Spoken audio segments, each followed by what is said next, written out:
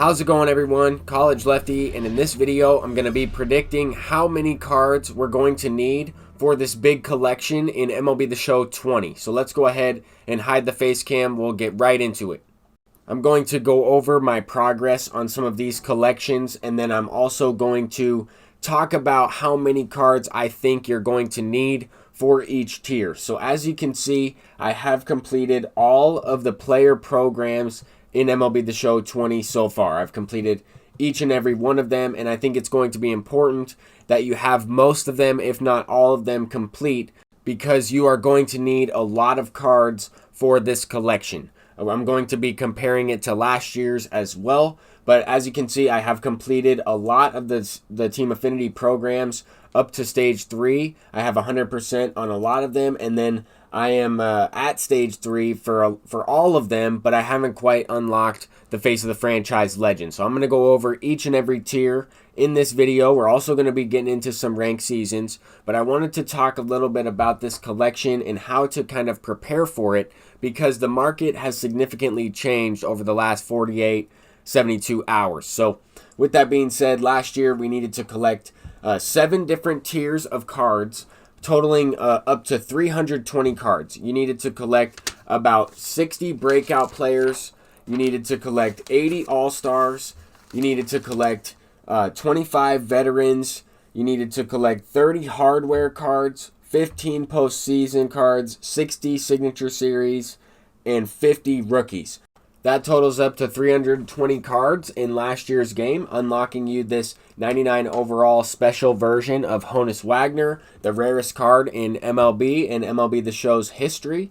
So I think that this was awesome to see in last year's game. I think we should be getting a brand new legend, if not a legend that has not been in the game for a few years. If you want to watch my prediction video, I will also link that, and it will pop up during the duration of this video. So just to really discuss these programs, I have 5 out of 5 Lightning players. I have Eric Thames. He hasn't loaded in to that collection yet.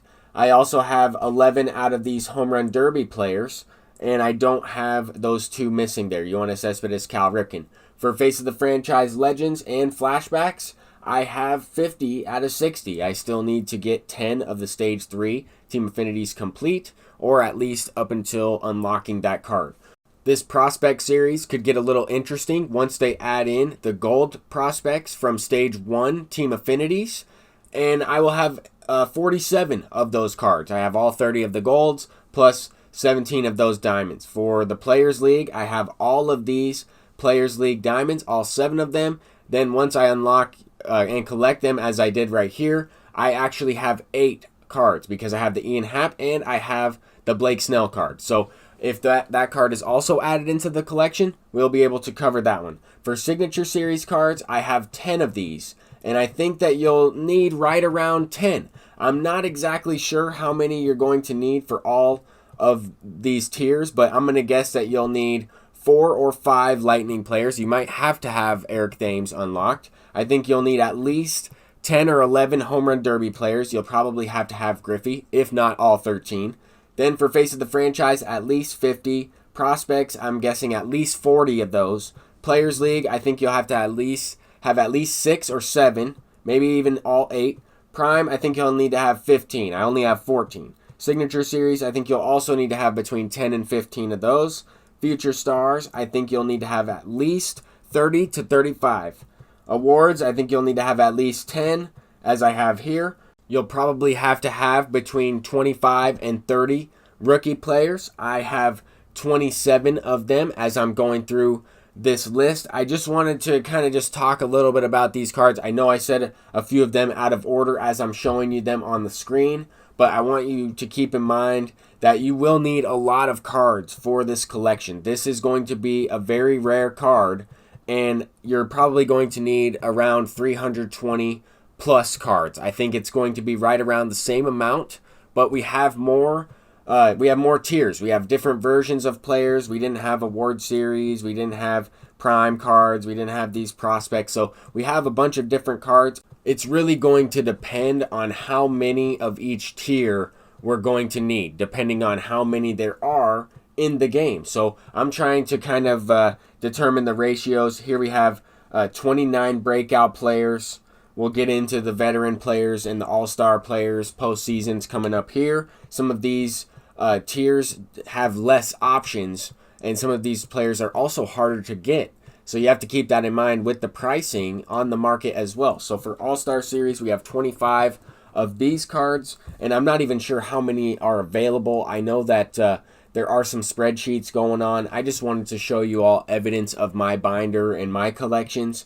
All of these collections that I've already completed, they are going to open up again. So just because I've completed them, I'm still trying to calculate how many of these individual tiers I have, because you're going to be able to either earn vouchers or something in order to unlock that collection reward. So for veteran cards, we have 28. For all-star cards, we have 25, like I said. For postseason cards, we have 15.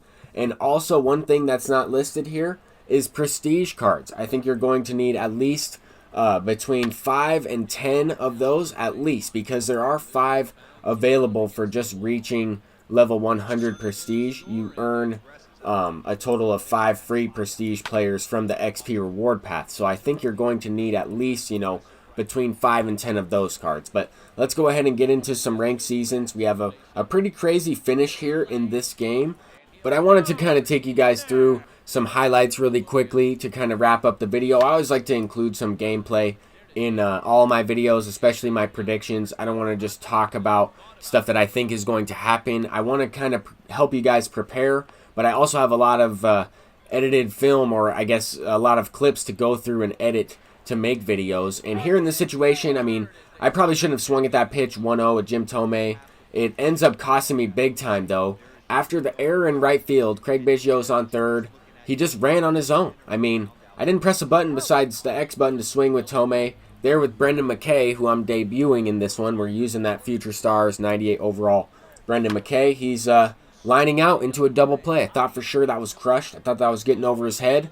Off the bat, I just pressed L1. That time I actually sent him, and it still cost me. So anyway, we are able to tie the game up. This was a pretty good game. This opponent got a couple base hits early on, scored that initial run. Now we're trying to take the lead here in the bottom of the 4th inning. But I know that this opponent is going to hit the ball. He was on the fastball all game. I was trying to get this cutter inside on the hands, and he crushes it with Reggie Jackson, his pinch hitter for the pitcher. So he's taking out his starting pitcher, but it just got him 3 runs and the lead there. So we're in the bottom of the 6th. He goes to Corey Kluber out of the bullpen, a guy that I've seen, a bunch of times so far in MLB The Show 20, probably over 100 times, even though I have only played around 100 games of ranked seasons, or about 110 games. I've played a lot of the events, and people try and use him any chance they get because he's so good. So with that being said, we are able to tie the game up. We're using Prestige Eric Davis off the bench with 2 down in the 6th inning, and we lined out there. Just did not get the barrel of the bat out in front of that one. I was on the later side of good, and honestly, if I just square it up a little bit better, we're looking at a 2-run lead. Very next pitch I throw with Rob Dibble is right down the middle, and I missed over the plate, as you could tell by the feedback. Rob Dibble throws it literally center of the strike zone, and it was crushed. Another one right here with the slider over the middle, missed to the right of the hoop there, and I was trying to throw it to the left. So anytime you do that, it's going to be pretty much a meatball, flying saucer right down the middle of the plate, and it was crushed out. So now I'm trying to change my camera view, trying not to give up any more runs, trying to make this comeback. I have no idea what just happened there in center field. Mickey Mantle keeps the ball in somehow. If he hits that out and that's a home run, I mean, we're probably losing this game down by 3 runs going into the bottom of the 9th. But he brings in Kerry Wood, and Mike Trout's starting this one off. Kerry Wood is in his 2nd inning of work already, thrown 11 or 12 pitches so far, and we start off the inning with the solo shot. So that is a big way to start this one. We're only 1 swing of the bat from tying it up, and I felt like this was a pretty good swing right here. I didn't necessarily square it up completely with the PCI, but I felt like the barrel of the bat was more out in front of that one. I was on the earlier side of good. This is a game-changing play right here. I mean, I thought this ball was crushed. I was a little bit late because he went with the slide step, and he has Jacoby Ellsbury in left field. But he got that ball in pretty quickly. I mean, for having a 50 arm strength, I thought for sure I was scoring. And honestly, with the bottom of the ninth inning with nobody down, that's just too aggressive. That's just being too aggressive in that situation. We still have a chance though, and I have choked it once again. I have lost so many one-run games. The last video I posted of ranked gameplay, I think I took 2 or 3 L's by 1 run. Here's another one. I mean, when I say that I've lost like 10 to 15 games by 1 run, I'm not making it up. It's got to be at least closer to 15 now. But that's going to do it for this video. Thank you all for watching. I'm College Lefty, and I'll see you in the next one. Peace out.